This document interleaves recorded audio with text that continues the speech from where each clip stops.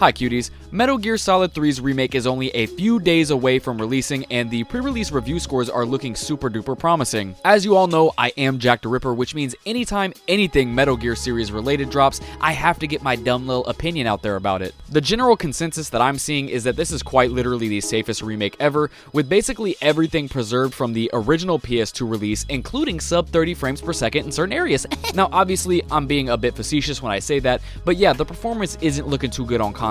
And on PC, it's looking like it'll be capped at 60 frames per second unless you dig into files like a butt, which is overall pretty disappointing. I've seen the argument saying, you know, performance shouldn't matter because it was 30 FPS on PlayStation 2, and yes, that's correct, that's how I played it. But technology has improved and time has evolved, and this title is looking to be the definitive version of Metal Gear Solid 3, you know? For some reason, it runs slightly better on performance mode on the base regular launch PS5, while the PS5 Pro is struggling a bit more because I'm under the impression that they essentially combine the graphics and performance modes on the Pro without giving you an option to pick what you want, and that's silly. Regardless, everything else looks and smells pretty good. Everyone's talking about how the controls are roughly the same besides a few improvements to sneaking like crouch walking, which was in the later Metal Gear Solid releases, but all in all, man, it's Metal Gear Solid 3. I'm personally just happy it didn't launch in an abysmal state because I admit Konami has traumatized me over the years, man. They've been known to drop a horrendous remaster or two, so I would not have been surprised if history repeated itself, but it's another step in the right direction after their awesome Silent Hill 2 remake as well. I'm also personally glad that they kept it 1-to-1, albeit there are some small artistic changes,